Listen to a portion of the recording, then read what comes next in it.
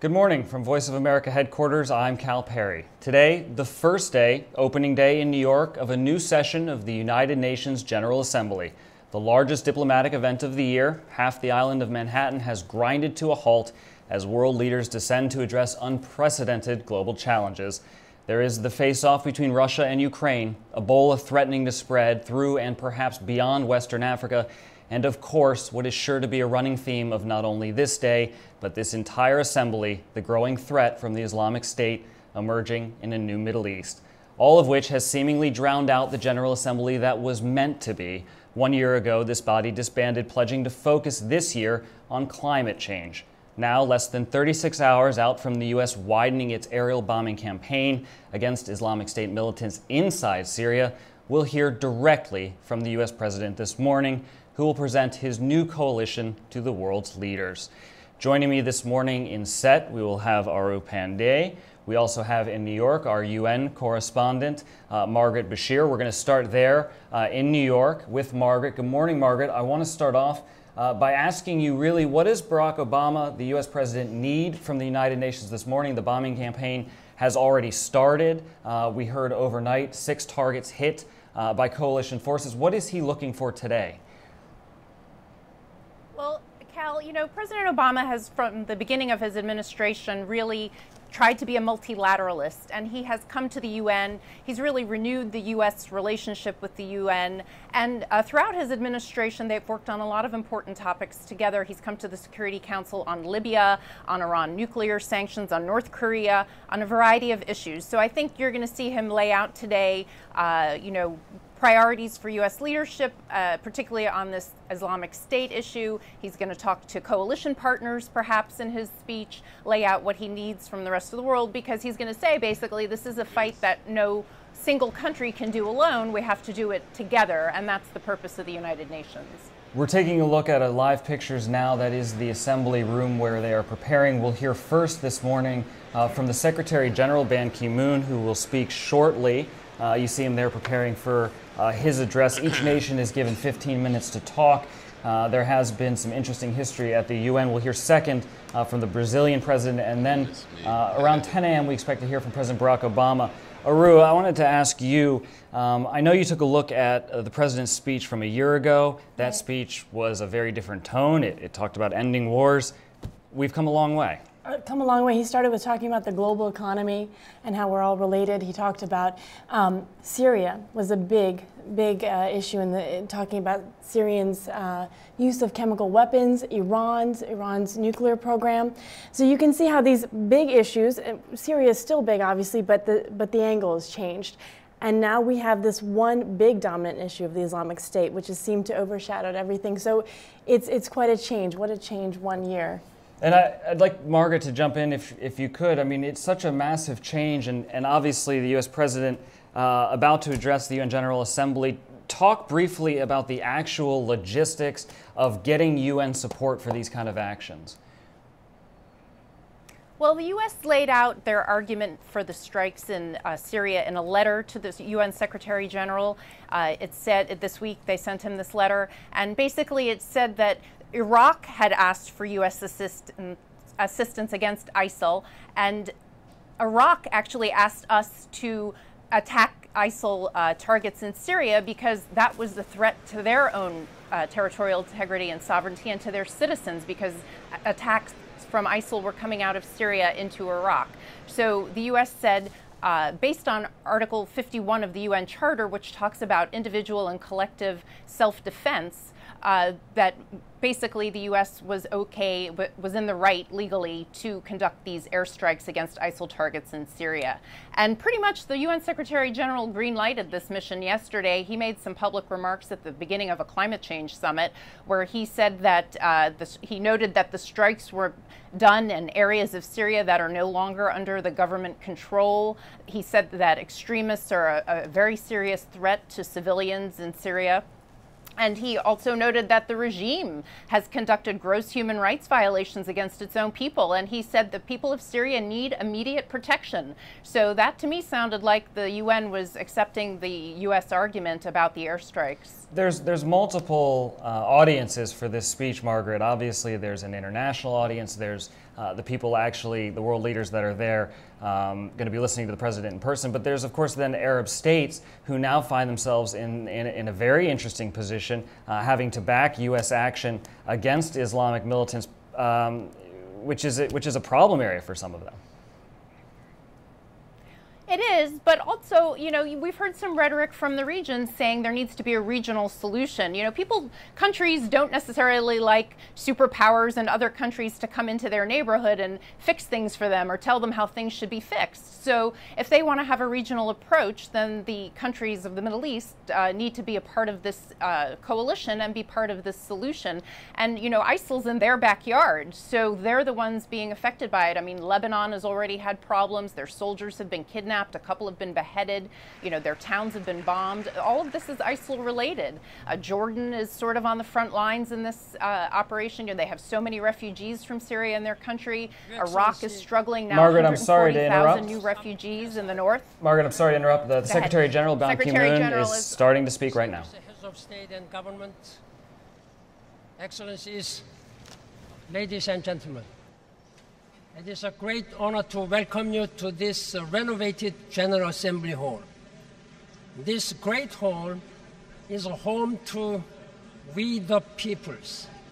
It has been restored, renewed, and reinvented for the 21st century. I thank all of you for making it possible. The Capital Master Plan was not an easy project, but you, member states, embrace the vision. You made the investment. Now we see the wonderful results, a state-of-the-art space in which we shall work together to improve the state of the world. Please watch.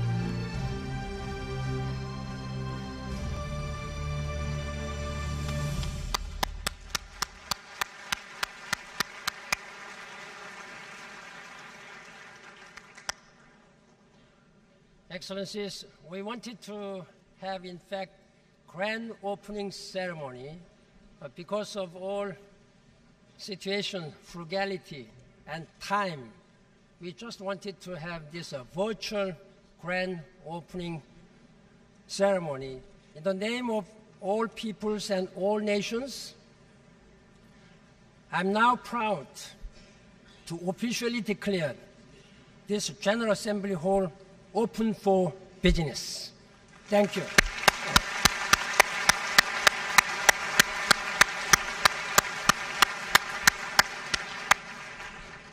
You saved a lot of money by having this virtual opening ceremony. Thank you very much for your understanding.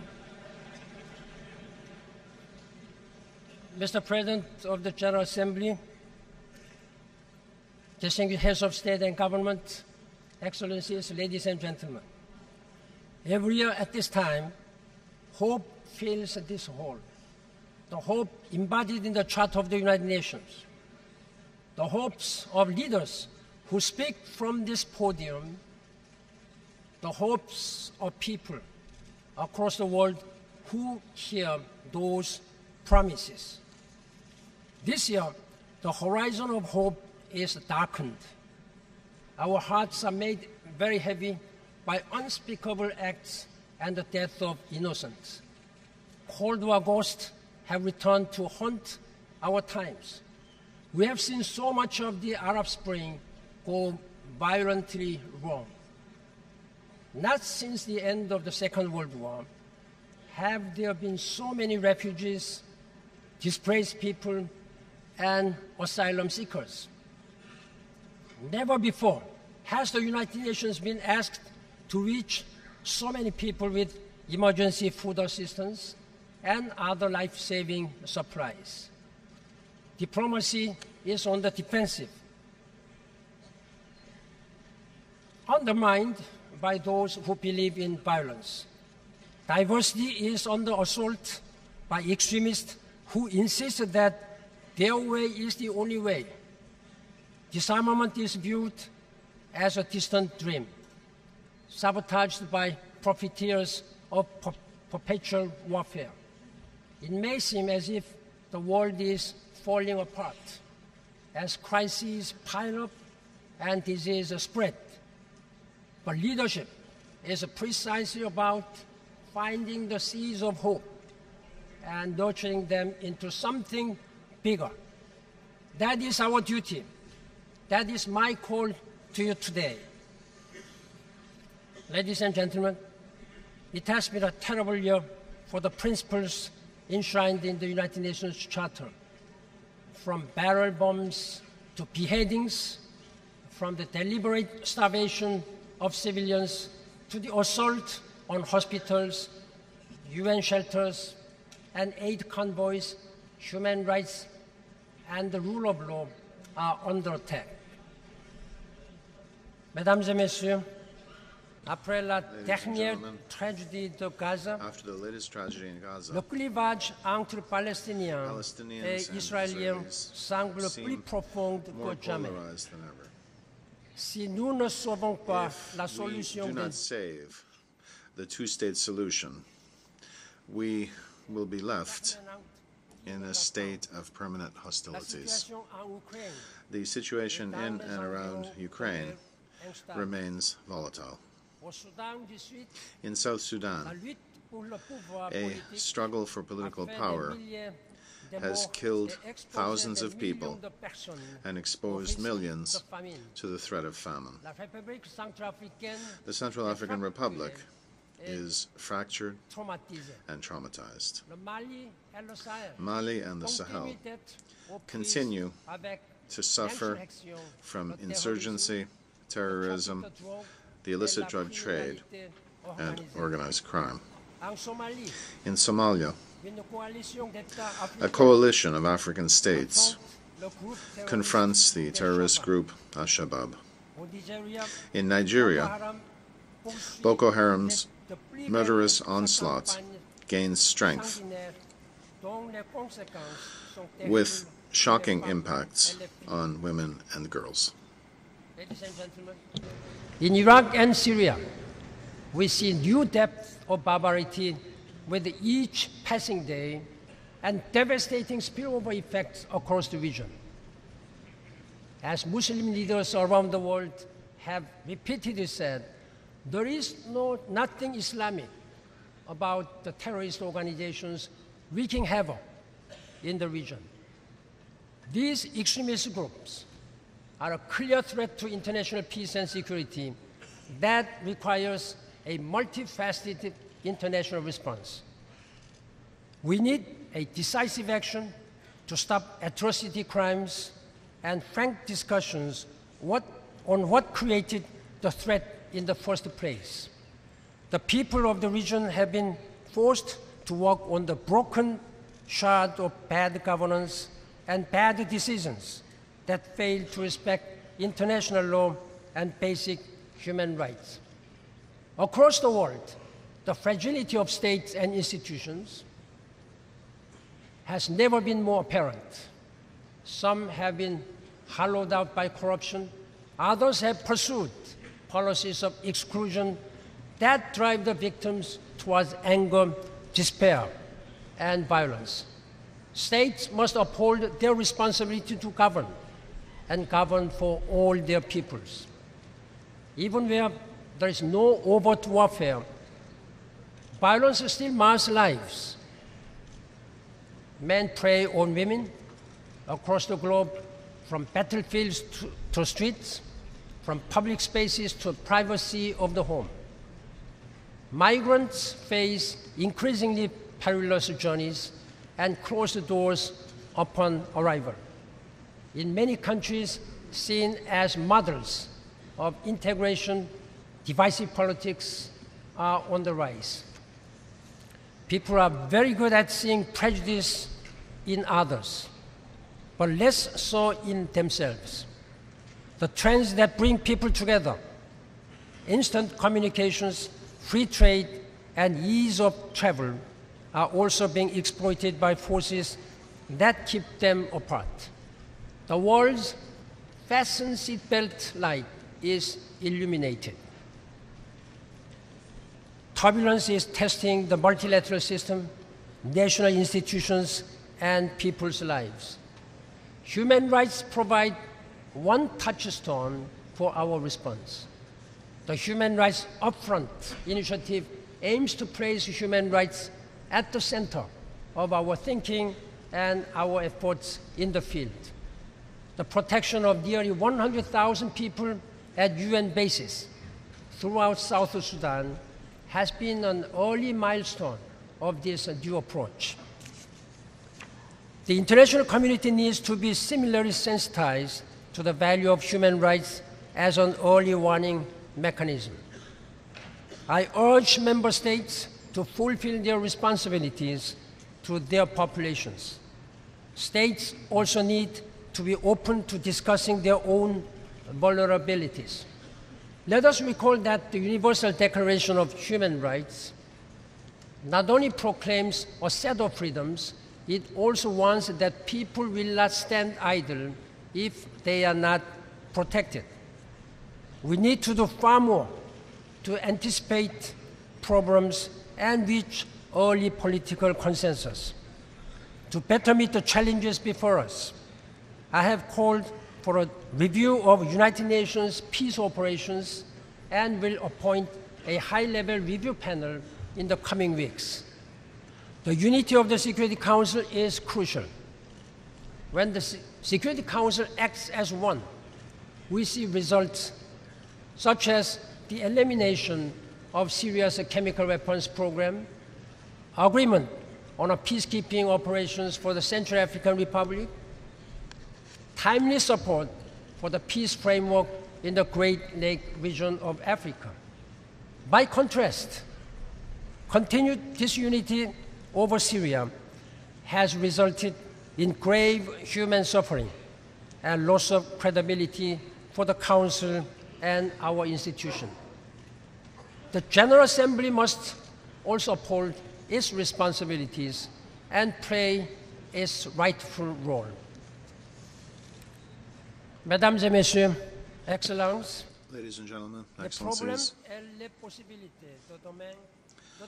we must not let the smoke from today's fires blind us to longer-term challenges and opportunities. Hope may be hard to discern, but it is there. In clinics, classrooms, and other places, far from the spotlight, the development agenda is making remarkable progress. Global poverty, child mortality, and maternal deaths have been cut in half. More remains to be done, but these and other gains show the power of the Millennium Development Goals and what we can do when we work together.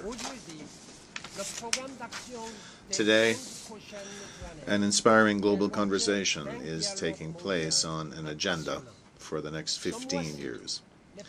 Earlier this month, small island developing states added their voices with the adoption of the Samoa Pathway, a far-reaching plan for addressing their unique vulnerabilities. 2 days ago in this hall, we heard the appeals of the world's indigenous peoples for an end to marginalization. That same day,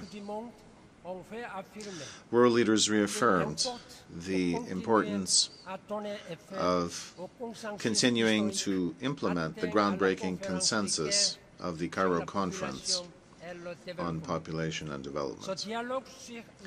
The conversation for the future we want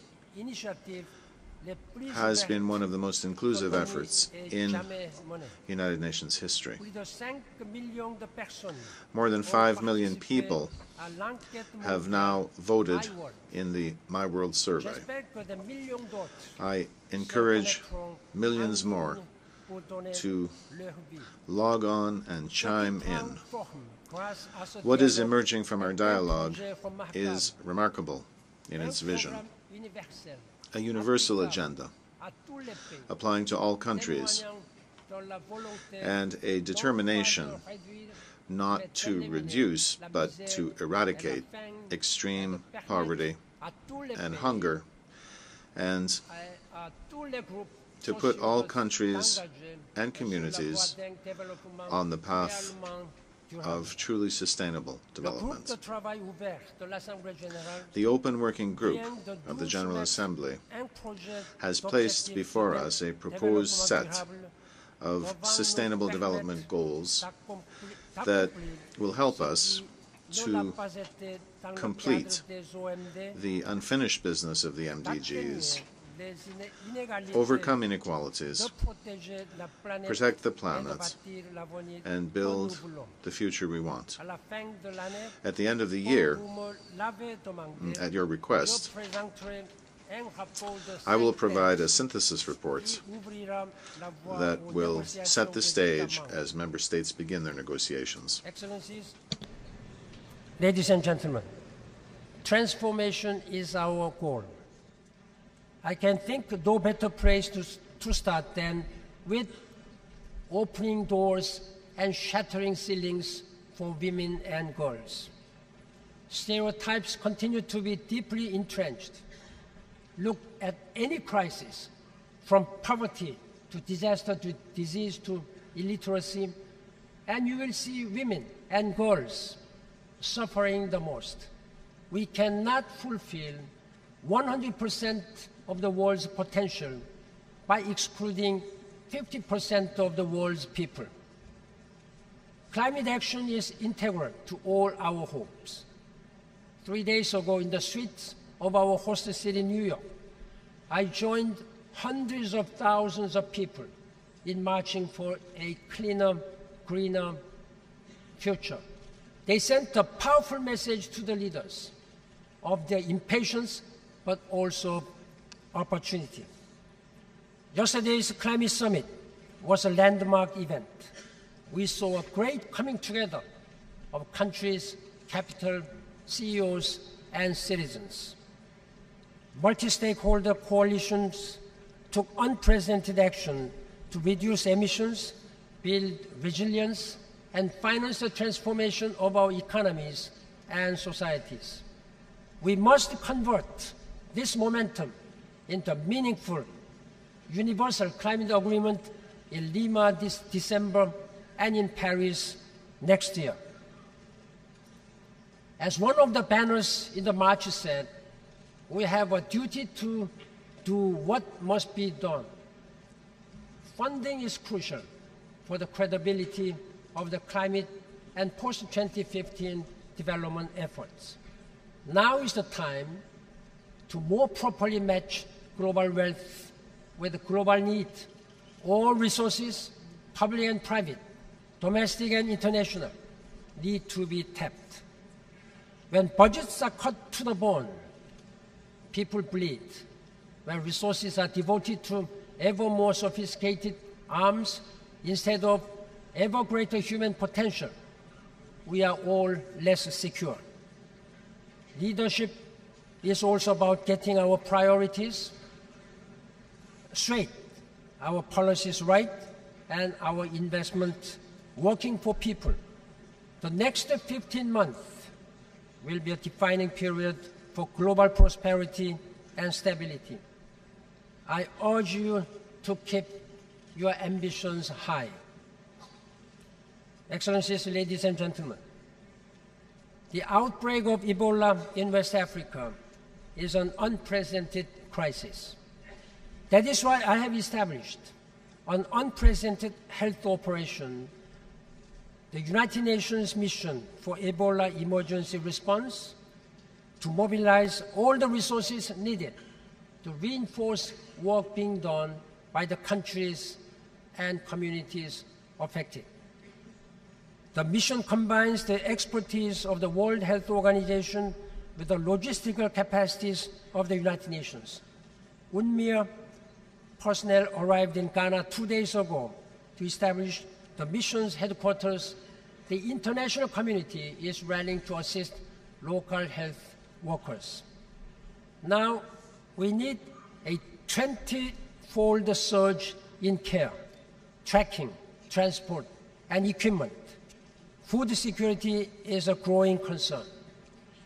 As food prices have gone up and food systems are in danger of breaking down, we must also fight the virus of fear and misinformation. Bans on travel or transport will not keep Ebola from getting out, but will keep medical personnel and supplies from getting in. We need to isolate people affected by Ebola, but not the nations struggling to cope with it. With the leadership and solidarity, we can help the people of Guinea, Liberia, and Sierra Leone bring the outbreak to an end and regain the path to a better future. Excellencies, distinguished heads of state and government, the world recently marked the 100th anniversary of the outbreak of the First World War. Like so many conflicts, that war started less from grand design than from small problems badly handled.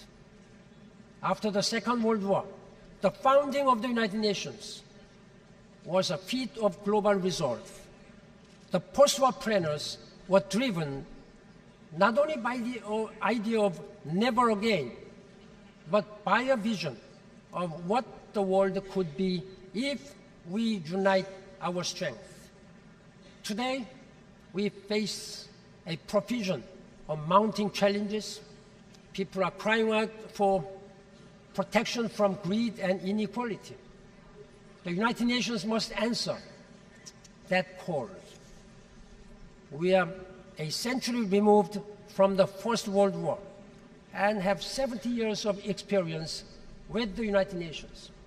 Yet the world is still not as peaceful as it could and as it should be. Today, we face far more man-made crises than natural calamities.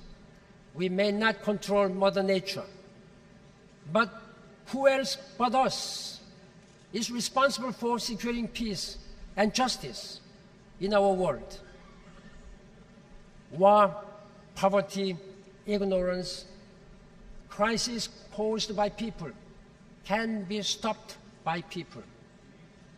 I do not think we can yet feel comfortable about the world our generations is leaving to our children.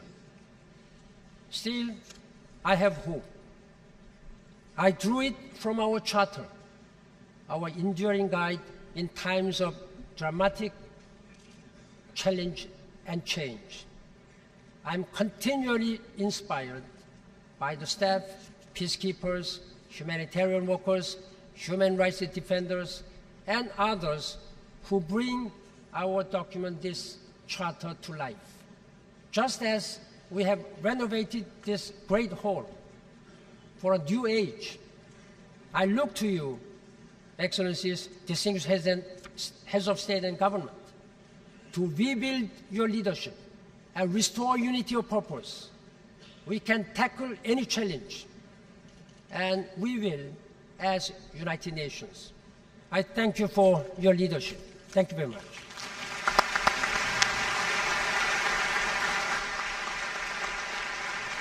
Listening there to the Secretary General of the UN, Ban Ki-moon. A reminder to our radio listeners, this is Voice of America live from Washington, D.C. We are streaming live on the web as usual at voanews.com. I'm joined in the studio now by Carla Babb, who is our Pentagon correspondent. Ban Ki-moon, they're really setting the scene for the General Assembly, obviously touching on a lot of issues. We heard there about Ebola, we heard about refugee issues.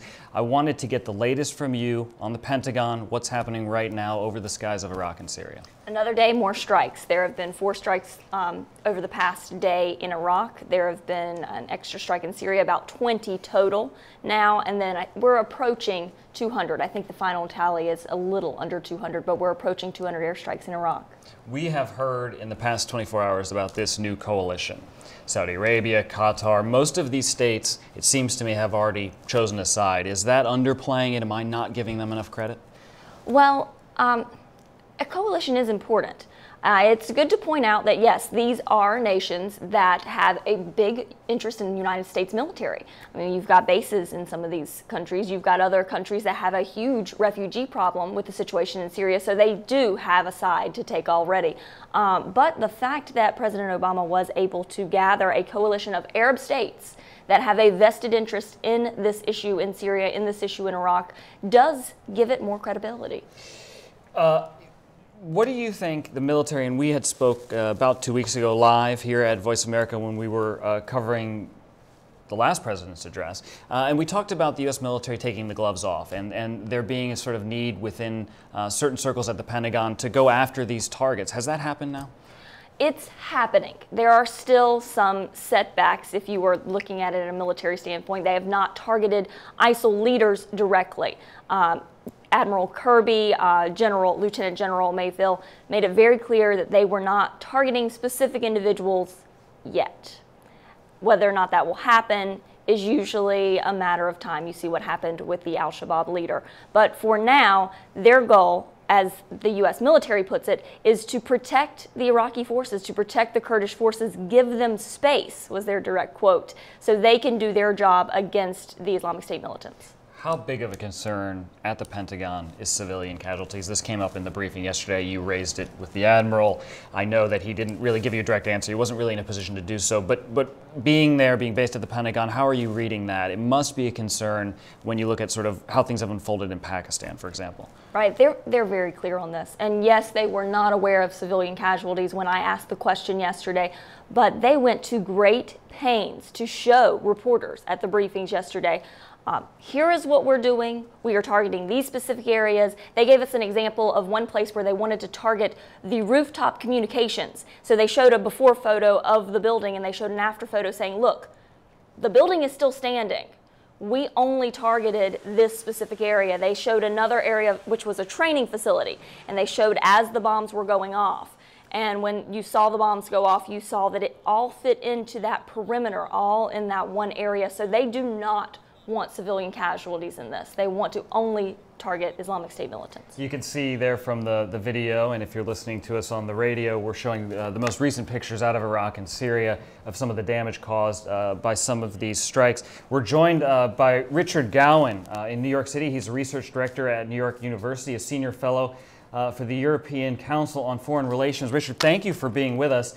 I want to actually read a paragraph of your article that appeared in Politico magazine. It's actually the first paragraph. I think it's fantastic. When ardent atheists approach the end of their lives, they often discover a belated interest in religion, you write. Something similar happens to American presidents. On entering their twilight years in office, they hit a last-minute interest in the United Nations. Is that happening to this U.S. president? What do you expect today?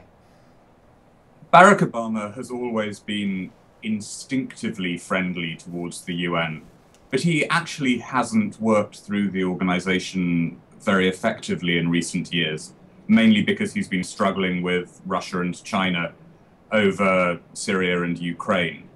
This year, he's coming back to the UN. There's a big push by the administration to show that the US really does care about the UN, and there's a particular focus on 2 issues. One of those is Ebola, and the other is the situation in Iraq and Syria. How do you keep the focus on things like the Ukraine, on issues like Ebola at the United Nations when you're already carrying out bombing campaigns in Iraq and Syria? I think that the Obama administration thinks that the UN is a useful ally in dealing with Iraq and Syria, but it recognizes that a lot of the nasty work of fighting the Islamic State is not going to go through the UN or through the Security Council. By contrast, the US mission to the UN over the last 2 weeks has been making a huge push on Ebola.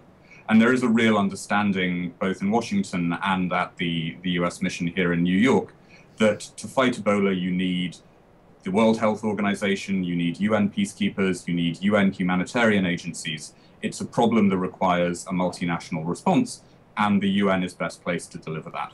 Richard, stick with us. I wanna just ask very briefly, Carla, on this issue, on Ebola. I know the U.S. military is now involved. What's the latest you're hearing on that front? Well, they are telling us that the people, they're going to have 3,000 troops, give or take, on the ground. And they're saying that these are going to come from all different areas because it can't just come from AFRICOM. There's not enough just to come from AFRICOM. So this is going to be a huge undertaking. So when you add that on top of everything that's going on, the United States is really reaching out to the international community. And I think Obama is going to highlight all of that and say, we are out there helping. We need more people out there helping. Richard, does the UN need a win here? Does it need a victory? It seems, and I've heard you sort of reference this, that the mission that took place recently in Syria has been viewed by many as a bit of a failure. Is Ebola potentially an area where the UN can excel, especially given the boots that it already has on the ground in Africa? Yes, I mean, the UN already has 4,500 troops in Liberia, for example, which is the epicenter of the Ebola crisis. The UN does need a win. The Syrian crisis has been a horrible, horrible experience for the organization. And UN peacekeepers were not able to help in Syria. UN aid agencies are struggling in Syria. It's a problem that has shown all the weaknesses of the organization. Similarly, the UN is pretty much paralyzed over Ukraine because of Russia's veto in the Security Council. Ebola is a very different case. There is no pro-Ebola country in the world. Russia and China don't want to see Ebola succeed. And so Ban Ki-moon, in the speech that we heard just now, was clearly emphasizing that Ebola was a cause that could bring the organization together. And I think that Ban is investing personally in the fight against the disease, and I think the president will as well. For our radio listeners, again, this is Voice of America live from Washington. For those of you watching us on voanews.com, those were recent pictures out of Liberia. Richard Gowan is with us from New York City. Carla Babb here in studio, based at the Pentagon, and we continue to check in at the UN Assembly there in New York. We are standing by waiting for the Brazilian president, who should be starting shortly. Carla, on this issue of Ebola, does the U.S. military think, and I'm sure that they do they think they can make a difference? Do they want to get in there? They do. They would not be there if they didn't feel that they could make a difference. And they feel that what they've done so far, they're already there trying to build one facility to treat patients. They know that that's not enough. This is too big for just one facility, just, a couple dozen troops coming in. So they're going, and this is a massive effort. This is enough to say, we care so much that we're going to send people from all over the world to stop this, because if we don't stop it, it's going to spread. And if it spreads, it can be a threat to the homeland. Richard, is the UN going to take the lead on this? The video out of Liberia, the video from these places is obviously shocking to a lot of people. The new numbers from the CDC saying basically if people in West Africa don't change their behavior and if the global community doesn't do more, we could be looking at over 1 million people infected. Are we going to see blue helmets on the ground soon?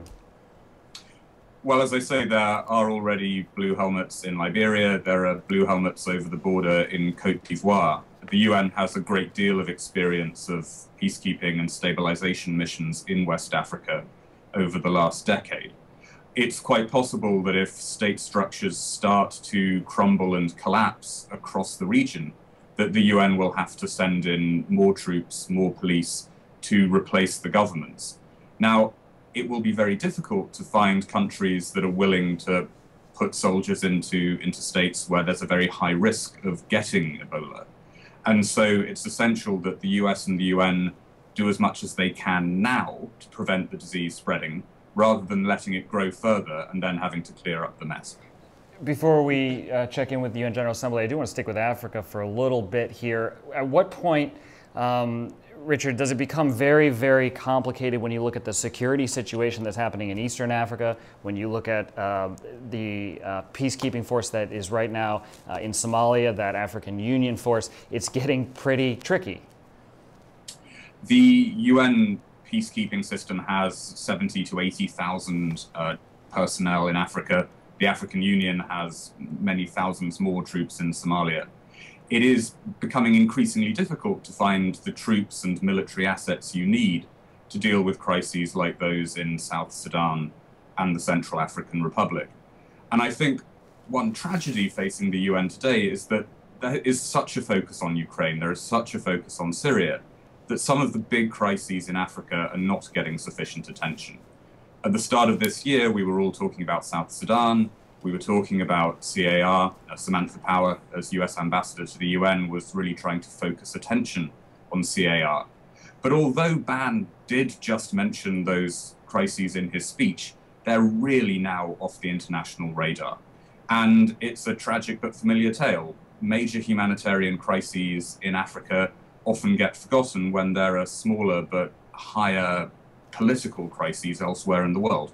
And for the United States military, I know as they're planning to go in more and more in Liberia, appearances matter to this area, because they know that the United States military has an image of going in and occupying, going in with guns. And so the United States military has made it clear to reporters, and we've pushed on this, that they're not carrying guns. This is just going to be a setup mission, but then that leaves people vulnerable. So there's a balance that you have to work with to try to make sure that the people who are helping are safe, but the appearances are still kept so it's not looking like an invading force. And that's obviously a balance that the U.S. president is trying to strike in New York on this day. Again, we're standing by waiting for the Brazilian president to start her speech. She will be followed by President Barack Obama. We were expecting him in about 15 minutes. That will probably slide. It usually does during these events.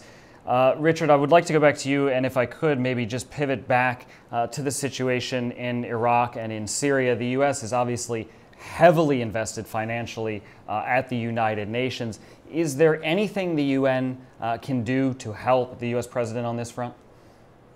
I think the U.S. has concluded that the main fight against the Islamic State has to be carried out through a coalition of the willing, and primarily a coalition of Arab states. And we've seen the UAE and Saudi Arabia and other Arab states supporting this week's airstrikes. What the UN can do is primarily humanitarian. There's a huge need for aid to displaced people and refugees in Iraq and Syria. There's a huge need for food and other forms of assistance.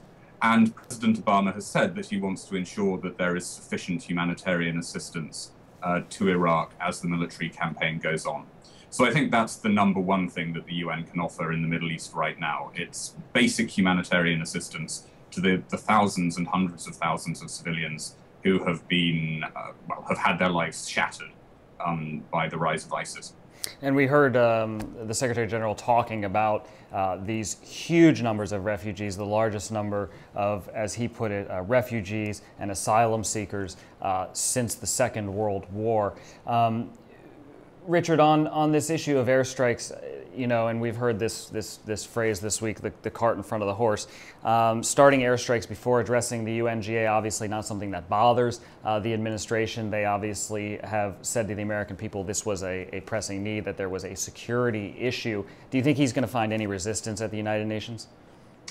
I think that most leaders at the UN understand what the US has done. And I don't think there's going to be a huge amount of criticism of American policy, except from some of the usual suspects like Cuba, for example. The Russians and Chinese will probably press the US to respect Syrian sovereignty. They will make the case that to fight the Islamic State, we should actually work in collaboration with Bashar al-Assad rather than continuing to try and sideline him. That will be a controversial point. But more broadly, the Islamic State has created such a wave of fear in the international system that I expect that President Obama will not encounter too much public criticism in New York. This is something that's, to me, a fascinating point, this issue of Bashar al-Assad. And for people, I'm assuming, at the Pentagon, it's not a lesser of two evils choice, it's a we'd prefer not to make a choice at all. Is that right? Oh, absolutely. And Kirby and Admiral Kirby's opening statement yesterday, he said, we did not work with Assad, we did not contact him and try to ask for his help. We did this alone, we did this unilaterally, and then we worked with 5 Arab nations and listed them, not Syria included, when we went in against the Islamic State. They've made that very clear, and I think that the stressor for this UN General Assembly is that the training of the Syrian rebels is going to be a months-long process, months away. The strikes are immediate, and the strikes are only against the Islamic State. They're not against the Assad government. So when he's working to build this coalition, he's not going to get the resistance from the Assad supporters because he's not targeting Assad. If anything, right now, the strikes are helping Assad.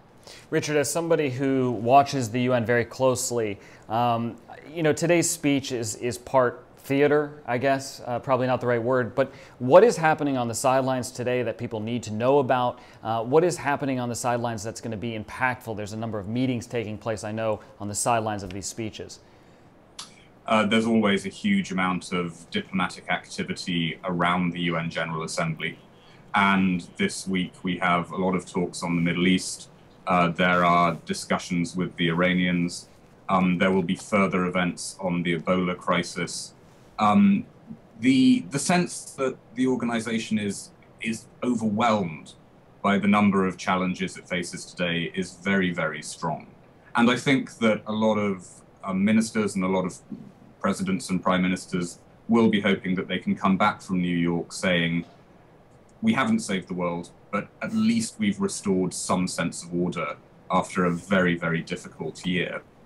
The one crisis that I don't think you will see seriously addressed or meaningfully addressed is that in Ukraine, because the divisions between Russia and the US are such that no consensus is possible in New York on how to deal with the situation in eastern Ukraine. So as somebody who studies the European community very closely, people aren't going to touch it because there's just such a vast difference between the two parties? Is that what you're saying? There may be some discussion of the issue, but I don't think we're going to see a solution to the Ukrainian crisis coming out of New York. The Security Council has discussed Ukraine many, many times over the last year. The Russians have called debates on Ukraine, so have the US. But every single time it's just a rhetorical standoff. There's no serious diplomacy on the issue. It's almost impossible to imagine that something like the Ukraine wouldn't rate, you know, at this moment with everything that's going on, but that's clearly what's happening. We're taking a look at those live pictures out of the UN General Assembly, some procedural matters going on. We're standing by, waiting for the Brazilian President, Dilma Rousseff. She is being introduced right now. You see her walking to the podium. Let's listen in.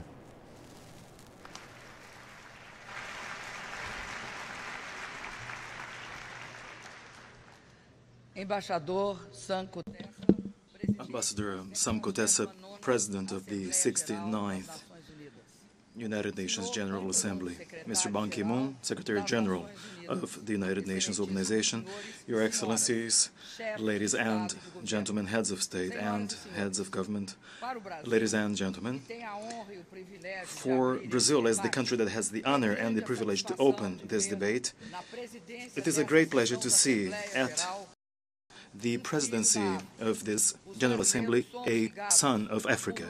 We Brazilians are attached to the African continent through historic, cultural, and friendship ties. Africa's contribution was and remains decisive to the very makeup of my country's national identity. Mr. President, I open this general debate just a few days before elections are held in Brazil, elections that will choose the President of the Republic, state governors, and a substantial part of our legislative branch of power. The upcoming elections are the celebration of a democracy that we achieved almost 30 years following 2 decades of dictatorial governments. With democracy, We have also made much progress by way of economic stabilization. In the past 12 years, in particular, we have added yet another gain to these achievements. I'm talking particularly about the consolidation of an inclusive society based on equal opportunities. The major transformation to which we have been committed has produced a modern economy and a more egalitarian society. At the same time, it has required strong and active involvement of our people, respect to human rights, and a sustainable vision for our development. Lastly, it has also required action on the global scene based on the multilateral approach, respect to international law, the quest for peace, and the practice of solidarity. Mr. President, a few days ago, the FAO indicated that Brazil has come out of the so-called hunger map. That change is the result of an economic policy that has created 21 million jobs and has appreciated the value of basic wage by increasing its purchasing power by 71% in the past 12 years, as a result of which we have reduced inequality. 36 million Brazilians have been uplifted from extreme poverty since 2003, 22 million of which under my administration alone. Social and income transfer policies have also contributed to that result, policies that were brought together as part of the Brazil Free of Extreme Poverty plan. On the healthcare front, we have succeeded in achieving the goal of reducing child mortality before the deadline set by the MDGs. We have also made access to fundamental, primary and middle education universally available. We have pursued the same objective in secondary education. We stand committed to improving the quality of education by enhancing curricular contents and appreciating the role and the value of the teaching profession. Vocational education has made headway as hundreds of new schools have been opened, together with the training and development of 8 million young people in the past 4 years. There has been an unprecedented expansion of higher education. New public universities and more than 3 million students have been granted scholarships and funding, which in turn have ensured access to private universities. Affirmative actions have enabled massive access by poor, black, and indigenous students to university programs. Furthermore, the challenges involved in building a knowledge society have brought about our Science Without Borders program, a program through which more than 100,000 undergraduate, graduate, and postgraduate students are sent to the world's finest universities. By means of a presidential initiative, Congress in Brazil passed a law that allocates 75%, allocates to education 75% of royalties and 50% of the reserve fund of the pre-salt oil deposits, plus another 25% to healthcare. We will change finite, non-renewable resources such as oil and gas into a permanent asset, i.e. education, scientific and technological knowledge, and innovation. This, as such, will be our passport to the future. Mr. President, we have not neglected fiscal soundness and monetary stability, and we have protected Brazil in view of external volatility. Accordingly, we have been able to provide responses to the wide-ranging world economic crisis triggered in 2008, a crisis involving the international financial system that started following the collapse of the Lehman Brothers Bank, which later became, in many countries, a sovereign debt crisis. We have withstood its worst consequences: unemployment, wage reduction, loss of social rights, and investments that were ground to a halt. We then continued to distribute income by stimulating growth and employment while upholding investments in infrastructure. Brazil left the 13th position in the overall ranking to become the world's 7th largest economy. Per capita income has more than tripled. Inequality has fallen sharply. If in 2002 more than half of Brazilians were either poor or very poor, today, by contrast, 3 out of every 4 Brazilians are part and parcel of the middle class and the upper classes in society.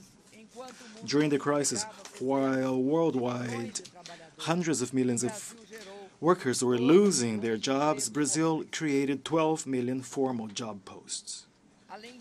Moreover, we have consolidated ourselves as one of the main destinations of foreign investments. We have resumed infrastructure investments through a strong partnership with the private sector. All of these gains and achievements are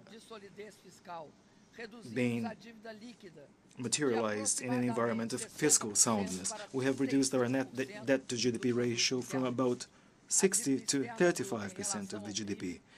The foreign or the gross foreign debt vis-à-vis the GDP fell from 42 down to 14%. International reserves increased tenfold, and we have therefore become international creditors. The yearly inflation rate has also been within the boundaries of the minimum and maximum variation range set under the inflation targeting system in effect in Brazil. Mr. President, although we have managed to withstand the most harmful consequences of the global crisis, the fact is that it has nevertheless affected us, and more acutely so, in the past few years. This is due to the fact that in all regions of the world there remains a lingering and considerable economic difficulty, which have had a negative impact on our growth pattern. May I reiterate what I said here at the opening of the general debate? It is essential and urgent to resume momentum of the global economy. It should work as a driver of investments and a tool to foster international trade and reduce inequalities among countries, and not as a factor that will ultimately slow down the pace of economic development and income distribution through society at large. As regards international trade, all parties must be committed to a work program aimed at successfully completing the Doha round. It is also imperative, Mr. President, to put an end to the current mismatch between the increasing importance of developing countries in the world's economy and their insufficient participation in the decision-making processes of international financial institutions such as the IMF and the World Bank. The delay in expanding the voting powers of developing countries in these institutions is unacceptable. The risk facing these institutions is that they may ultimately lose their legitimacy and efficiency. Mr. President, Brazil was utterly pleased to host the 6th BRICS summit meeting. We received the leaders of China, India, Russia, and South Africa in a most fraternal and fruitful meeting, which pointed clearly to an important future outlook. On the occasion, we signed agreements establishing the new development bank and the contingent reserve agreement. The new bank will cater to the infrastructure financing needs of the BRICS and those of developing countries. The contingent reserve agreement, in turn, will provide protection to BRICS countries from financial volatility. Each instrument will involve a capital injection of $100 billion.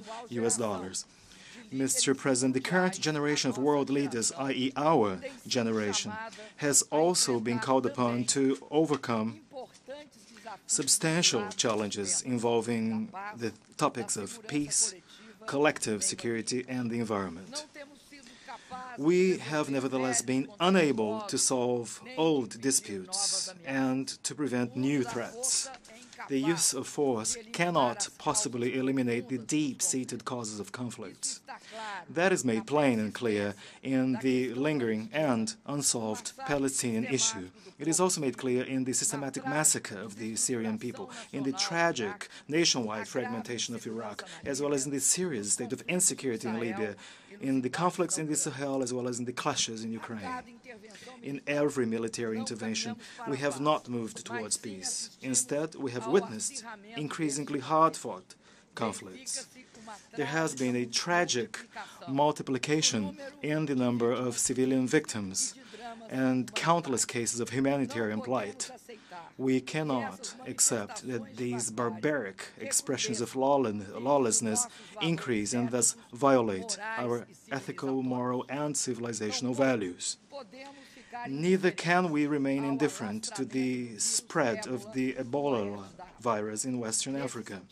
Accordingly, we support the proposal put forth by the Secretary-General to establish the United Nations mission for Ebola emergency response. Brazil will be utterly in favor of that mission.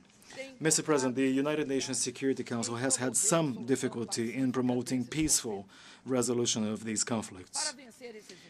And to overcome such a stalemate, a true reform of the Security Council will be required, a process which has been dragging on for quite some time. The 70th anniversary of the United Nations in 2015 appears to be a conducive occasion for achieving the progress that the situation currently calls for. I am quite certain that we all understand the serious risks arising from a paralysis and inaction at the United Nations Security Council. A more representative and a more legitimate Security Council will also be more effective. I wish to underscore that we cannot possibly remain indifferent to the Israeli-Palestinian crisis, especially after the dramatic events in Gaza. We condemn the disproportionate use of force, which has strongly victimized the civilian population, particularly women and children. This conflict should be properly solved and not precariously managed, as has been the case. Effective negotiations between the parties must ultimately lead to a two-state solution, Palestine and Israel, living side by side and in security within internationally recognized borders. Amidst so many conflict situations, the Caribbean and Latin America seek to face up to the main problem that has marked us for centuries on end. I'm talking about social inequality. Democratic roots have become stronger, and the quest for a more just, more inclusive and sustainable growth has been increasingly a strong trend. Through UNASUR, Mercosur and CELAC, integration efforts have made tremendous headway. Mr. President, climate change is one of the key challenges of today's world. To overcome the challenge, we need a sense of urgency, political courage, and a keen understanding that each person will have to contribute according to the principles of equity and common but differentiated responsibilities. The Climate Summit, which was very timely convened by the Secretary-General, further strengthens the negotiation at the level of the framework agreement. The Brazilian government will endeavor to ensure that the result of the negotiations will lead to a new, balanced, fair and effective agreement. Brazil has done its part to face up to the challenge of climate change. In 2009, during the Copenhagen conference, we undertook to voluntarily reduce our emissions between 36 and 39% as forecast for 2020. Between 2010 and 2030, we avoided releasing into the atmosphere, on average, 650 million tons of carbon dioxide every year. In all of these years, we have achieved the 4 lowest deforestation rates in our history. In the past 10 years, we have reduced deforestation by 79%, without, however, giving up our agenda of economic development and social inclusion. We have therefore shown that, yes, it is possible to grow, to include, to conserve, and to protect. Such an achievement is the result of firm and continuous commitment of the government, society, and of public and private stakeholders. We do hope that developed countries, countries that have not only a legal but also a political and moral obligation to lead by example, we hope that developed countries will show in an unmistakable and concrete fashion their commitment to tackle this evil that afflicts us all. During the Rio Plus 20 conference, we were very pleased to set a new agenda, one that is based on sustainable development goals, or SDGs, that apply to both developed and developing countries. It will be critical to clearly determine the means of implementation that will live up to the magnitude of the challenges that we are committed to overcome. We must be ambitious on matters such as financing, cooperation, national capacity building efforts, and technology transfer, particularly to the benefit of least developed countries. In that context, may I highlight the need to establish a mechanism that will prove conducive to properly develop, transfer, and disseminate clean and environmentally sustainable technologies. Mr. President, in addition to sustainable development and peace, international order that we seek to build is ultimately anchored on values. They include particularly efforts to fight all forms of discrimination and exclusion. We have a clear-cut commitment to further raising the profile and role of women at the workplace or in the labor market, in the liberal professions, in entrepreneurship, in political activity, in access to education, among so many other fronts. My administration has tirelessly fought violence against women in all forms. We consider that the 21st century is the century of women. Likewise, in Brazil, promotion of racial equality is about restoring the centuries of slavery to which African Brazilians were subject. Today, they account for more than half of our population. We owe them an invaluable and permanent legacy of cultural, religious, and human wealth and values. For us, racial miscegenation is a matter of pride. Racism, more than a heinous and extremely serious crime, is a scourge that we have not hesitated to fight, punish, and eradicate. The same commitment that we have had in fighting violence against women and African Brazilians, we have also had against homophobia.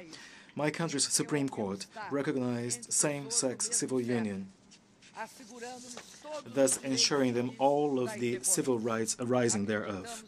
We are strong believers in the dignity of every human being and in the universal nature of their fundamental rights as human beings. These rights must be protected from all selective approaches and from all form of politicization, both domestically and internationally. Yet another fundamental value is about respect to public good and will and the truthless fight against corruption. History has shown that there is only one correct and efficient way to fight corruption. That is putting an end to impunity, thereby strengthening the institutions that oversee, investigate, and punish acts of corruption, money laundering, and other financial crimes.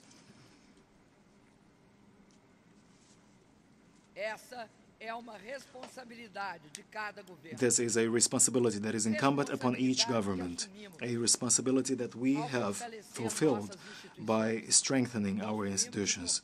We have, in Brazil, designed and built the Government Transparency web portal, which enables citizens to have access to all information on government spending within 24 hours after the spending. We have also passed the law on access to information, which allows citizens to have access to any government-related piece of information, except for those pertaining to the country's national sovereignty. We have strengthened and given autonomy to the investigating agencies, as well as those that are in charge of internal government controls.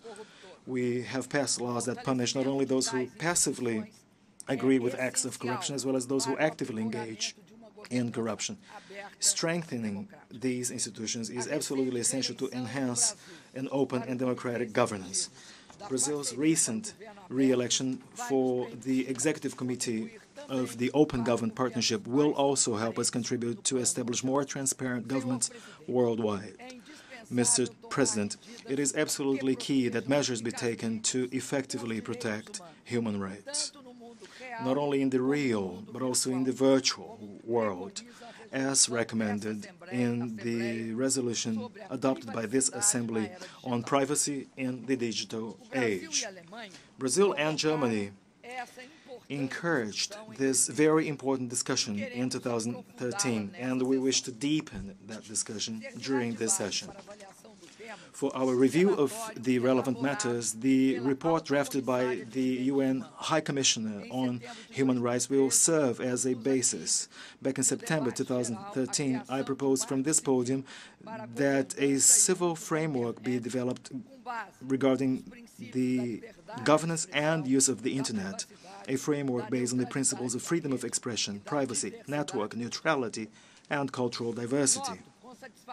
I take notice with great satisfaction and pleasure that the international community has since mobilized its efforts to enhance the current Internet governance architecture.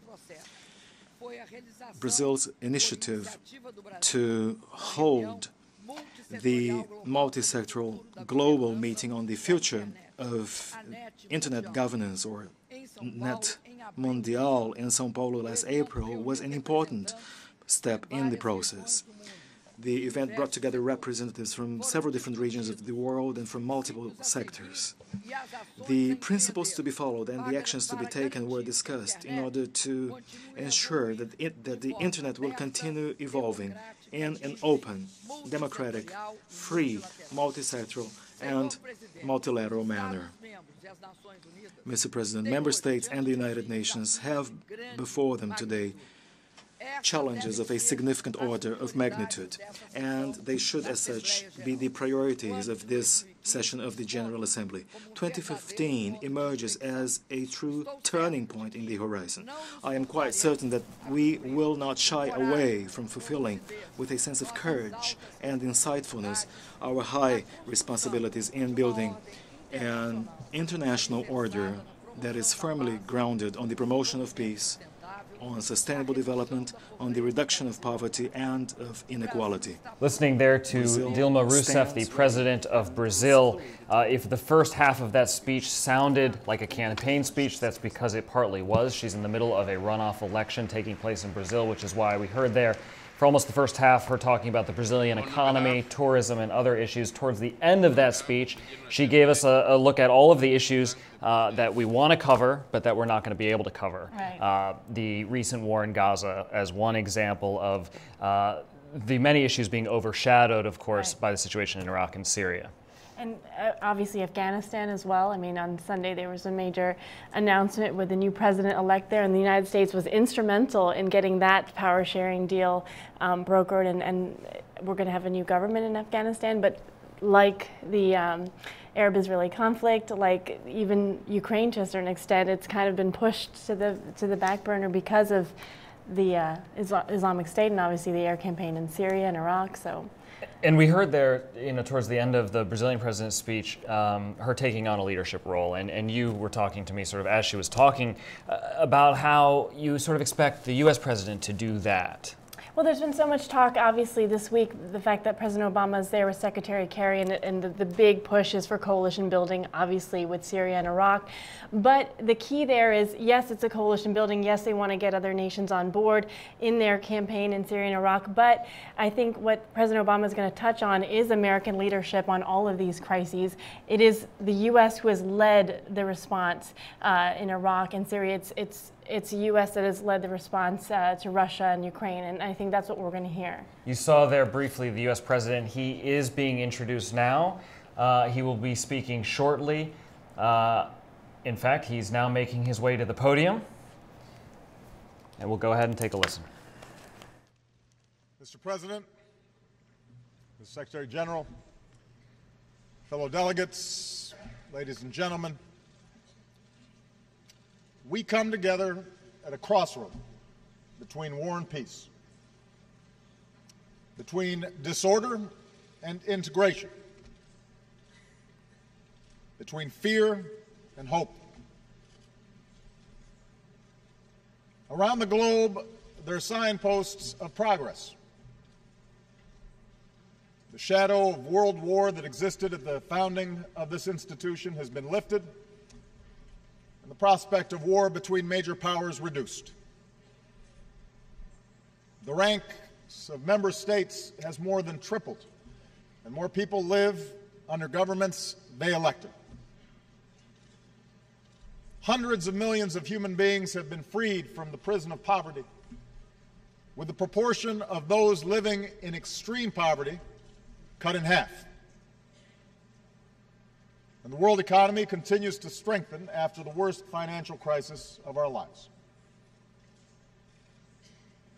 Today, whether you live in downtown Manhattan or in my grandmother's village more than 200 miles from Nairobi, you can hold in your hand more information than the world's greatest libraries. Together, we've learned how to cure disease and harness the power of the wind and the sun. The very existence of this institution is a unique achievement. The people of the world committing to resolve their differences peacefully and to solve their problems together. I often tell young people in the United States that despite the headlines, this is the best time in human history to be born. For you are more likely than ever before to be literate, to be healthy, to be free to pursue your dreams.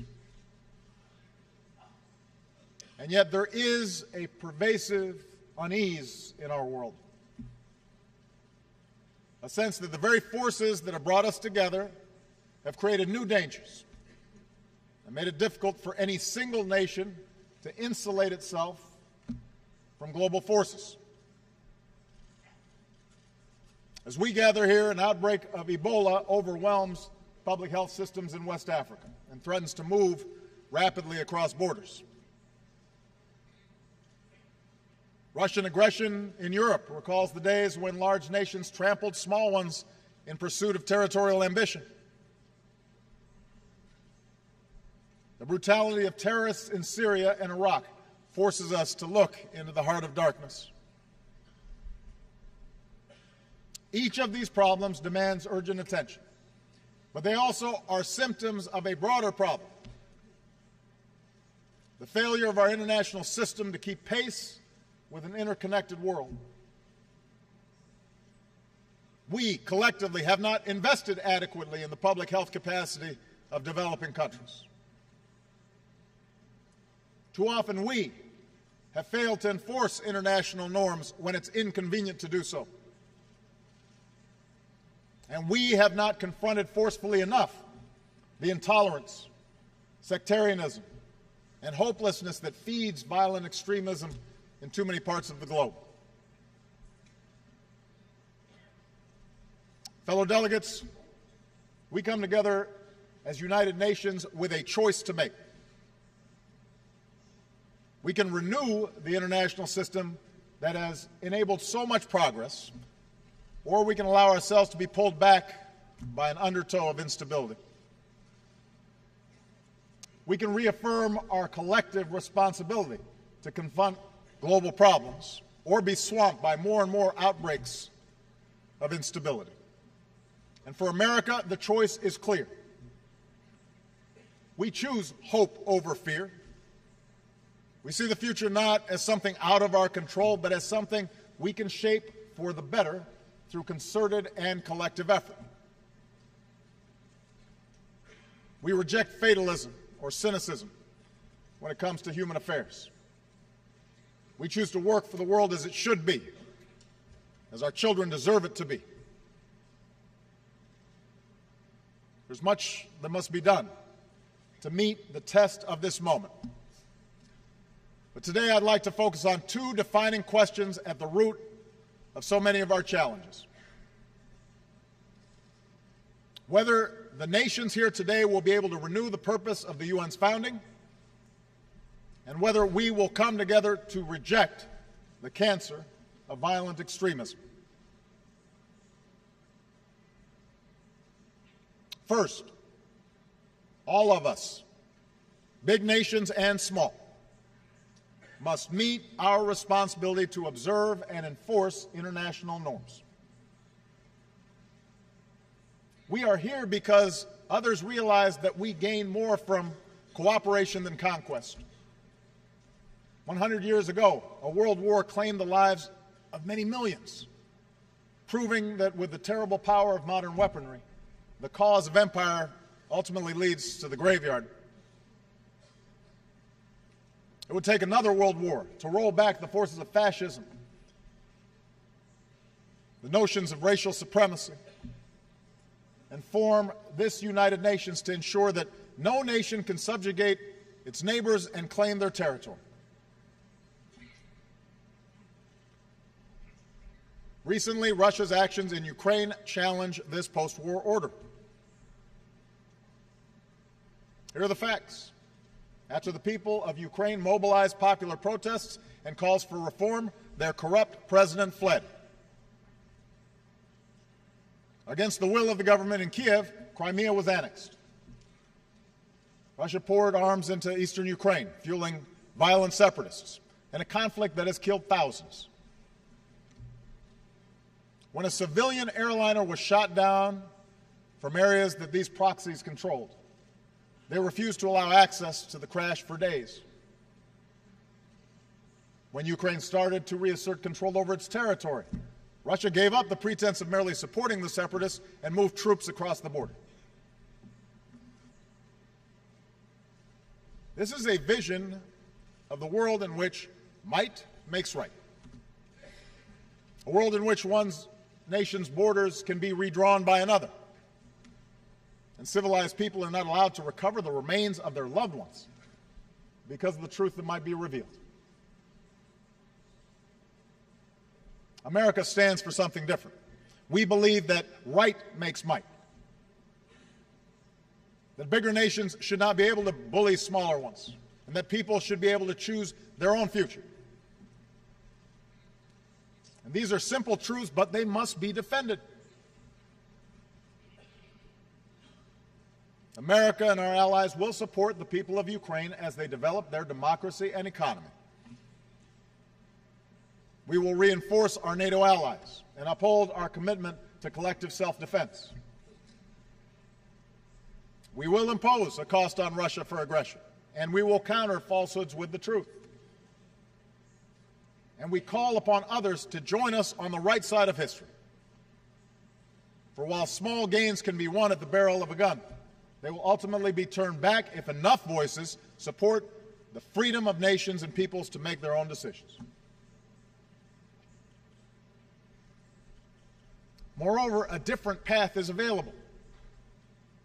The path of diplomacy and peace and the ideals this institution is designed to uphold.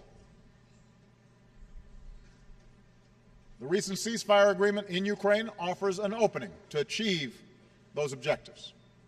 If Russia takes that path, a path that for stretches of the post-Cold War period resulted in prosperity for the Russian people, then we will lift our sanctions and welcome Russia's role in addressing common challenges.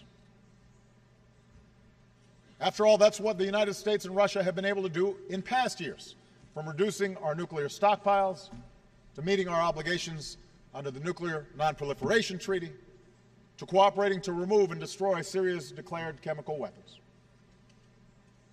And that's the kind of cooperation we are prepared to pursue again, if Russia changes course.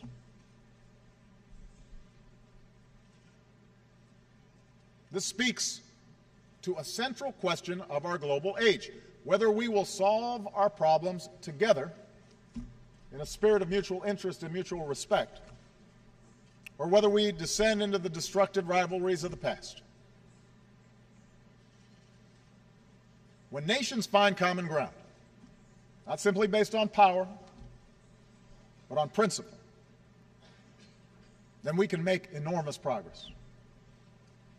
And I stand before you today committed to investing American strength, to working with all nations to address the problems we face in the 21st century. As we speak, America is deploying our doctors and scientists, supported by our military, to help contain the outbreak of Ebola and pursue new treatments. But we need a broader effort to stop a disease that could kill hundreds of thousands, inflict horrific suffering, destabilize economies, and move rapidly across borders. It's easy to see this as a distant problem until it is not. And that is why we will continue to mobilize other countries to join us in making concrete commitments, significant commitments to fight this outbreak and enhance our system of global health security for the long term. America is pursuing a diplomatic resolution to the Iranian nuclear issue as part of our commitment to stop the spread of nuclear weapons and pursue the peace and security of a world without them. Now, this can only take place if Iran seizes this historic opportunity. My message to Iran's leaders and people has been simple and consistent. Do not let this opportunity pass. We can reach a solution that meets your energy needs while assuring the world that your program is peaceful. America is and will continue to be a Pacific power, promoting peace, stability, and the free flow of commerce among nations. But we will insist that all nations abide by the rules of the road and resolve their territorial disputes peacefully, consistent with international law. That's how the Asia-Pacific has grown. And that's the only way to protect this progress going forward. America is committed to a development agenda that eradicates extreme poverty by 2030. We will do our part to help people feed themselves, power their economies, and care for their sick. And if the world acts together, we can make sure that all of our children enjoy lives of opportunity and dignity. America is pursuing ambitious reductions in our carbon emissions, and we've increased our investments in clean energy. We will do our part and help developing nations do theirs.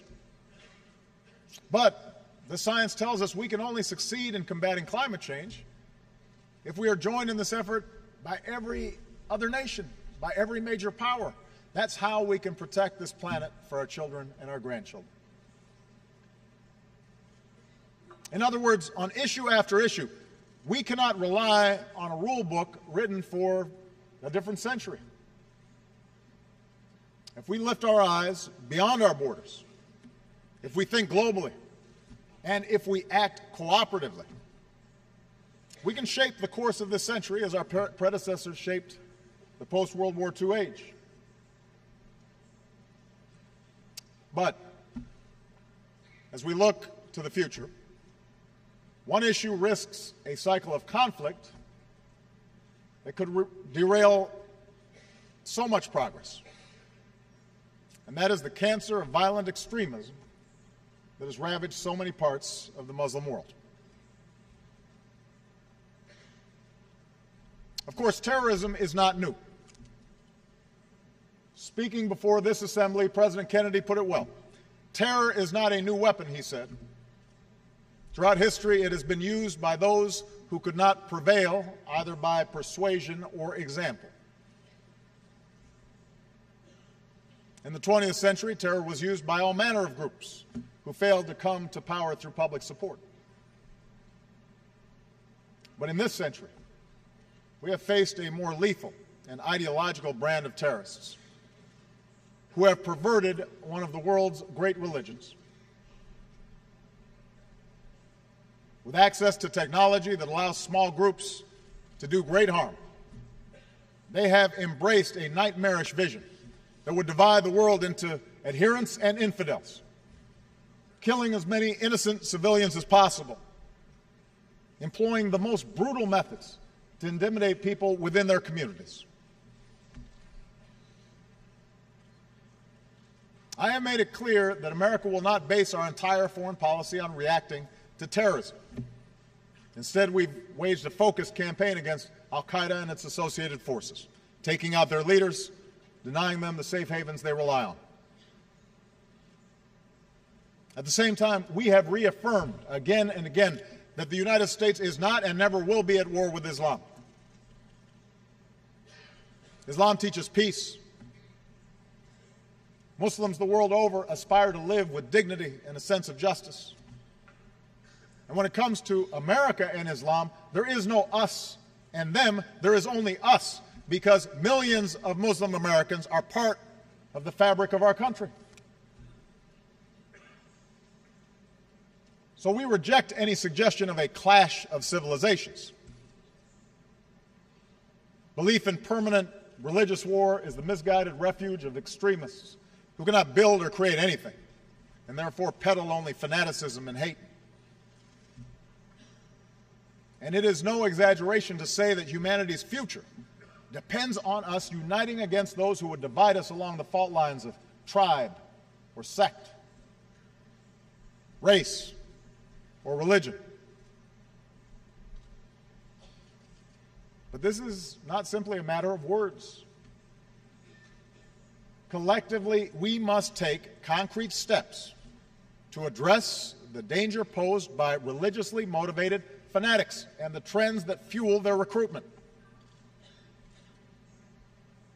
Moreover, this campaign against extremism goes beyond a narrow security challenge. For while we've degraded methodically core al-Qaeda and supported a transition to a sovereign Afghan government, extremist ideology has shifted to other places, particularly in the Middle East and North Africa, where a quarter of young people have no job, where food and water could grow scarce, where corruption is rampant, and sectarian conflicts have become increasingly hard to contain. As an international community, we must meet this challenge with a focus on 4 areas. First, the terrorist group known as ISIL must be degraded and ultimately destroyed. This group has terrorized all who they come across in Iraq and Syria. Mothers, sisters, daughters have been subjected to rape as a weapon of war. Innocent children have been gunned down. Bodies have been dumped in mass graves. Religious minorities have been starved to death. In the most horrific crimes imaginable, innocent human beings have been beheaded with videos of the atrocity distributed to shock the conscience of the world. No God condones this terror. No grievance justifies these actions. There can be no reasoning, no negotiation with this brand of evil. The only language understood by killers like this is the language of force. So the United States of America will work with a broad coalition to dismantle this network of death. In this effort, we do not act alone, nor do we intend to send U.S. troops to occupy foreign lands. Instead, we will support Iraqis and Syrians fighting to reclaim their communities. We will use our military might in a campaign of airstrikes to roll back ISIL. We will train and equip forces fighting against these terrorists on the ground. We will work to cut off their financing and to stop the flow of fighters into and out of the region. And already over 40 nations have offered to join this coalition. Today I ask the world to join in this effort. Those who have joined ISIL should leave the battlefield while they can. Those who continue to fight for a hateful cause will find they are increasingly alone. For we will not succumb to threats, and we will demonstrate that the future belongs to those who build, not those who destroy. So that's an immediate challenge, a first challenge that we must meet. The second, it is time for the world, especially Muslim communities, to explicitly, forcefully, and consistently reject the ideology of organizations like al-Qaeda and ISIL. It is one of the tasks of all great religions to accommodate devote faith with a modern, multicultural world.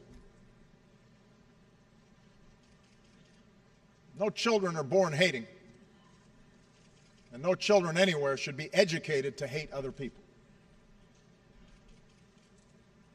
There should be no more tolerance of so-called clerics who call upon people to harm innocents because they're Jewish, or because they're Christian, or because they're Muslim. It is time for a new compact among civilized peoples of this world to eradicate war at its most fundamental source, and that is the corruption of young minds by violent ideology. That means cutting off the funding that fuels this hate.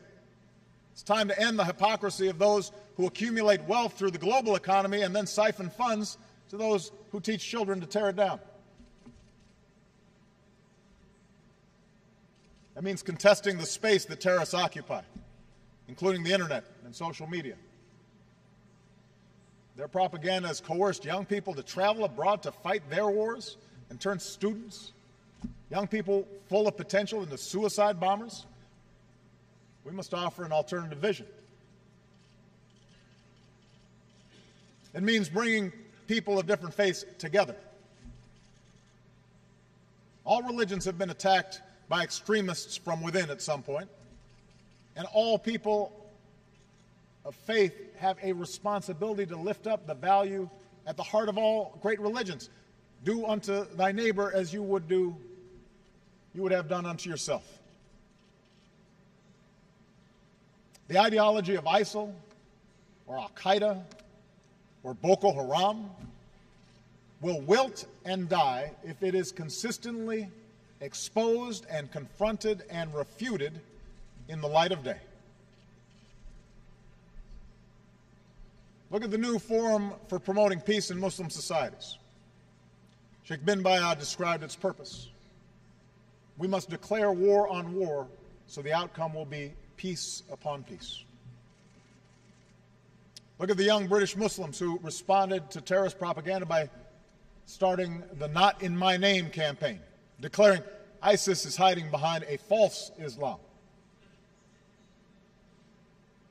Look at the Christian and Muslim leaders who came together in the Central African Republic to reject violence.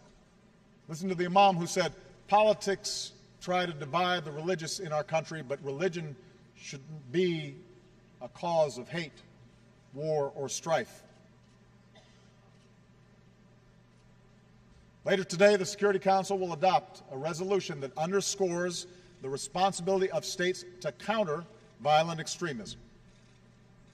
But resolutions must be followed by tangible commitments, so we're accountable when we fall short. Next year, we should all be prepared to announce the concrete steps that we have taken to counter extremist ideologies in our own countries. By getting intolerance out of schools, stopping radicalization before it spreads, and promoting institutions and programs that build new bridges of understanding.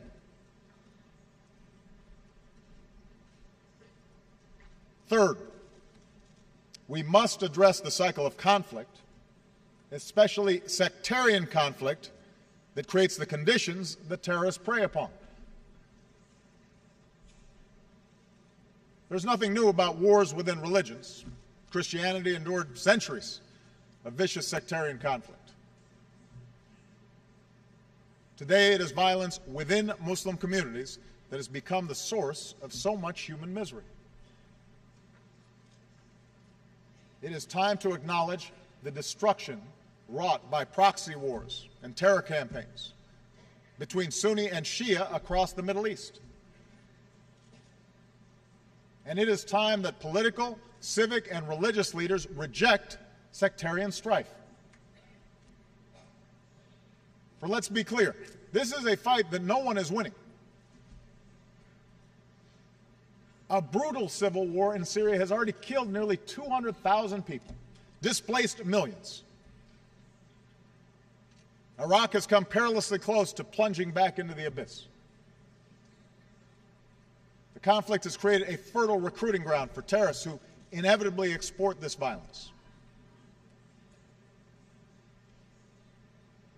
The good news is we also see signs that this tide could be reversed. We have a new inclusive government in Baghdad, a new Iraqi prime minister welcomed by his neighbors, Lebanese factions rejecting those who try to provoke war. And these steps must be followed by a broader truce. Nowhere is this more necessary than Syria. Together with our partners, America is training and equipping the Syrian opposition to be a counterweight to the terrorists of ISIL and the brutality of the Assad regime. But the only lasting solution to Syria's civil war is political. An inclusive political transition that responds to the legitimate aspirations of all Syrian citizens, regardless of ethnicity, regardless of creed. The cynics may argue that such an outcome can never come to pass. But there is no other way for this madness to end, whether 1 year from now or 10. And it points to the fact that it's time for a broader negotiation in the region in which major powers address their differences directly, honestly, and peacefully across the table from one another, rather than through gun-wielding proxies. I can promise you, America will remain engaged in the region, and we are prepared to engage in that effort. My fourth and final point is a simple one. The countries of the Arab and Muslim world must focus on the extraordinary potential of their people, especially the youth. And here I'd like to speak directly to young people across the Muslim world. You come from a great tradition that stands for education, not ignorance, innovation, not destruction, the dignity of life, not murder. Those who call you away from this path are betraying this tradition, not defending it. You have demonstrated that when young people have the tools to succeed, good schools, education in math and science, an economy that nurtures creativity and entrepreneurship, then societies will flourish. So America will partner with those that promote that vision. Where women are full participants in a country's politics or economy, societies are more likely to succeed. And that's why we support the participation of women in parliaments and peace processes, schools, and the economy. If young people live in places where the only option is between the dictates of a state or the lure of an extremist underground, then no counterterrorism strategy can succeed. But where a genuine civil society is allowed to flourish, where people can express their views and organize peacefully for a better life, then you dramatically expand the alternatives to terror. And such positive change need not come at the expense of tradition and faith. We see this in Iraq, where a young man started a library for his peers. We link Iraq's heritage to their hearts, he said, and give them a reason to stay. We see it in Tunisia, where secular and Islamist parties worked together through a political process to produce a new constitution. We see it in Senegal, where civil society thrives alongside a strong democratic government. We see it in Malaysia, where vibrant entrepreneurship is propelling a former colony into the ranks of advanced economies. And we see it in Indonesia, where what began as a violent transition has evolved into a genuine democracy. Now, ultimately, the task of rejecting sectarianism and rejecting extremism is a generational task,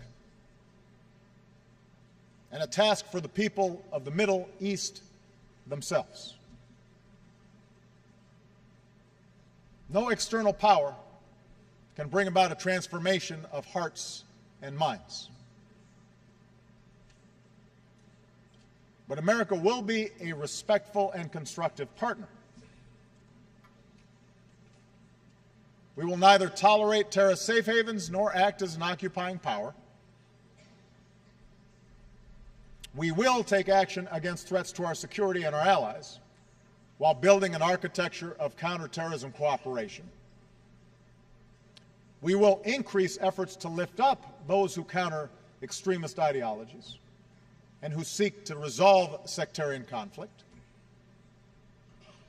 And we will expand our programs to support entrepreneurship and civil society, education, and youth, because ultimately these investments are the best antidote to violence.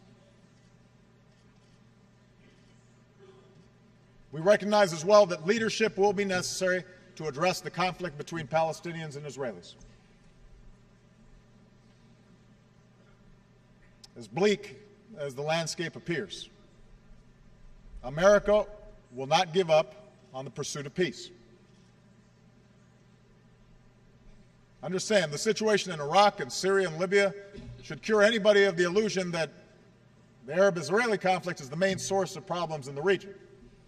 For far too long, that's been used as an excuse to distract people from problems at home.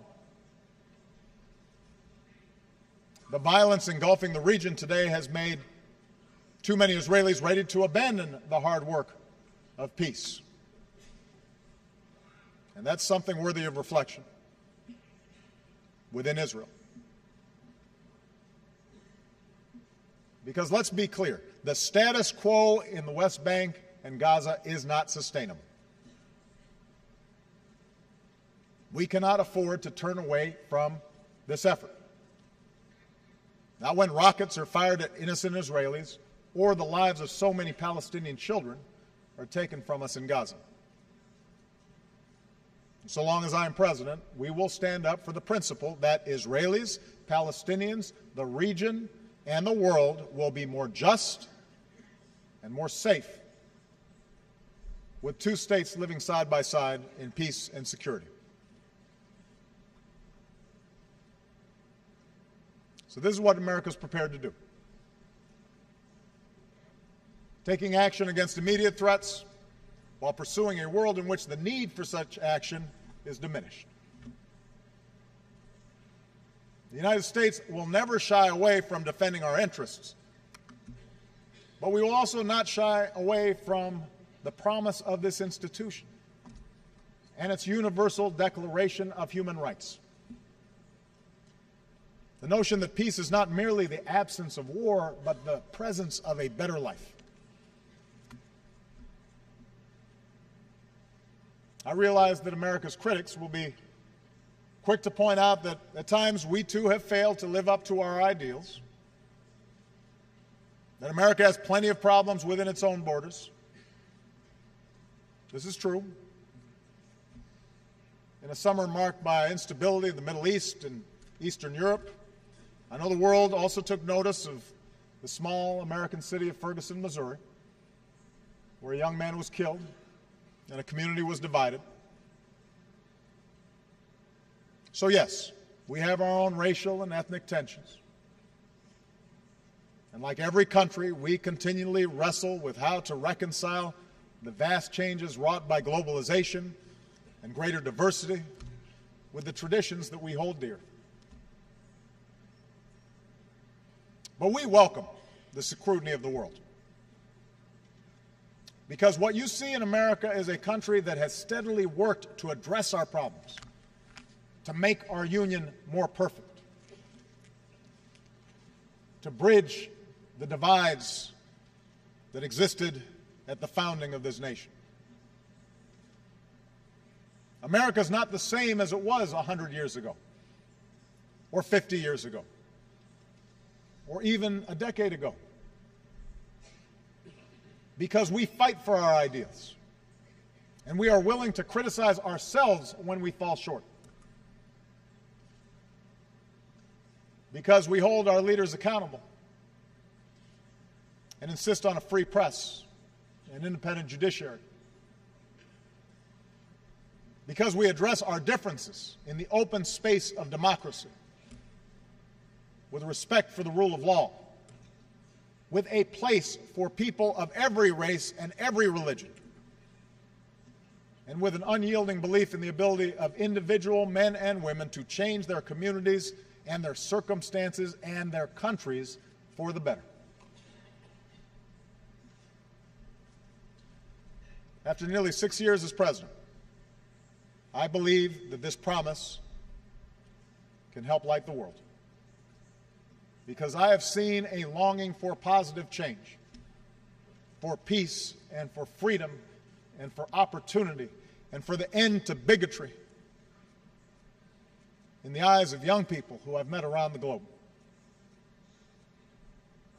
They remind me that no matter who you are or where you come from or what you look like or what God you pray to or who you love, there's something fundamental that we all share. Eleanor Roosevelt, a champion of the UN and America's role in it, once asked, "Where, after all, do universal human rights begin?" In small places, she said, close to home. So close and so small that they cannot be seen on any maps of the world, yet they are the world of the individual person, the neighborhood he lives in, the school or college he attends, the factory, farm, or office where he works. Around the world, young people are moving forward, hungry for a better world. Around the world, in small places, they are overcoming hatred and bigotry and sectarianism. And they're learning to respect each other despite differences. The people of the world now look to us here to be as decent and as dignified and as courageous as they are trying to be in their daily lives. And at this crossroads, I can promise you that the United States of America will not be distracted or deterred from what must be done. We are heirs to a proud legacy of freedom, and we're prepared to do what is necessary to secure that legacy for generations to come. I ask that you join us in this common mission for today's children and tomorrow's. Thank you very much. That was the U.S. President Barack Obama addressing the UN General Assembly, capping off a speech that lasted some 32 and a half minutes, a speech that included just about something for everybody, really. He touched on the Islamic State, Ebola, Islam, poverty, carbon emissions, the Asia pivot, extremism, international development. Richard Gowan in New York, thank you very much for sticking with us throughout the morning. For our radio listeners, we're going to be live with you for about another 7 minutes till the top of the hour. Richard, your takeaway from the speech. As you say, Obama covered a huge range of issues, but three things stood out for me. Firstly, the president really went after Russia. He gave no quarter to Moscow. He was very, very critical of its actions in Ukraine, and he said that Russia is threatening the whole UN-based order. That was powerful stuff. Then there was a very clear, very unapologetic explanation of why the US is pursuing the Islamic State and the need to destroy what Obama called the network death in the Middle East. Again, powerful stuff. And then right at the end of the speech, when it sounded like the president was winding down, he suddenly took us all by surprise by talking about the riots in Ferguson and commenting on the problems that the US has had this year. I think that Obama's critics will say that this is the president apologizing for America. I think he will take a lot of flack for that. But I think that was actually very brave, and in UN terms, something that will startle and impress other leaders. Aru, to you, were you surprised to hear Ferguson there at the end? I was, but I think it's also, you know, President Obama wants the world to know that, look, we're not preaching to you, we're not coming in, we're not telling you how to deal with your conflict. We have our own problems, we're acknowledging that. And I think this was one snapshot of his way of doing that. We're not perfect either. So I mean, it was surprising, but at the same time, it was Ferguson, you know. Richard, as I start to get people's final thoughts, I want to hear what you think, again, on the Ukraine. As you said, really slamming Russia. What is Russia's likely response going to be to the speech? I think that the Russians will come back with a very gruff response. I don't think they're going to apologize, and I don't think they're going to back down. Vladimir Putin isn't in New York. He never comes to the General Assembly anymore. He sent his tough as nails Foreign Minister Sergei Lavrov instead. Lavrov will give a hard response, and Putin, quite frankly, won't care, because he's seized territory in Ukraine and he cares about the facts on the ground rather than the words at the General Assembly. Do you think he'll continue to push forward the way he has been, the way the U.S. president has basically laid out to the UN today? Will Obama push forward, or will Putin push forward? Will Putin, in the way that Obama is speaking? Is that the way that Obama laid it out? Is that fair, do you think? I think that if Putin slows down or backs off, it will be because US sanctions and European sanctions are really hurting the Russian economy, rather than President Obama's appeal to world order. That said, I think that Obama's statement was articulate, and I think that he did do a reasonable job of showing other leaders why they would still rather be led by the US than the BRICS countries. We've got about 4 minutes left, and I want to put this question to both of you. Aru, I'll start with you, and this is a very difficult question. Where do you think we'll be a year from now? What do you think President Obama is saying to the UN General Assembly 1 year from today? I don't really see much of a difference, to be honest with you. I mean, we've just started the air campaign in Syria, and military officials have said this is going to be a long campaign. It's going to take months, and it's not just a military campaign. President Obama has made an inclusive Iraqi government a priority. He's talked about countering extremism. I mean, these are all issues that don't go away in a year. And so I think we're really going to be talking about a lot of the same ones. I mean, talking about Russia, Ukraine, I don't think that's going to go away either. I think we are going to still be hearing about these issues. And with Ebola, we might have to deal with the outbreak, but it might be another outbreak of, I don't think these are issues that are going to go away anytime soon. We're going to be hearing about a lot of them for a while. Richard, I toss the same difficult question your way. Predict the future 1 year from today. What are we hearing from the U.S. president? I agree that Obama will probably be covering a lot of the same issues. UN experts don't think that Ebola can be brought under control until the summer next year at the earliest. Clearly, the fight against the Islamic State is going to be prolonged. The president is going to be talking about those issues in 2015. It's worth saying, though, that other world leaders understand the US electoral cycle. Next year and in 2016, they will get that Obama is a lame-duck president, a president on the way out. This was probably his last chance to really set an agenda for the organization. And as I say, I think he did it fairly well. Do you agree? Do you think he checked that leadership box that you were talking about earlier? I think so, also by looking forward. I mean, he called on the nations that, let's counter extreme ideology, let's counter extremism. I want you to check back with me in a year. I want you to tell me what you've done to end sectarian conflict. So I think he has called on the world to come together on this particular issue, and so I think he said, this is what I want you guys to work on. Give youth an opportunity, give them economic development so they don't pick up arms, so we don't see this type of extremism. So I think he has called on the world, and he has called for action on this. This will be a day that we will, of course, continue to follow. I want to thank everyone for joining us today. I want to thank all of our guests in New York, Margaret Bashir. We had Luis Ramirez on standby. From New York, Richard Gowan, Research Director at New York University. Thank you very much for sticking with us throughout the program. Aru, thank you as well. Continue to follow us, of course, at voanews.com. I should mention Carla Babb from the Pentagon as well. Thank you. I'm Cal Perry at VOA headquarters here in Washington, D.C. You have been watching the live coverage of the UN General Assembly in New York City. President Barack Obama has just finished his speech. Speeches will continue throughout the day, as will very important diplomatic meetings on the UN sidelines.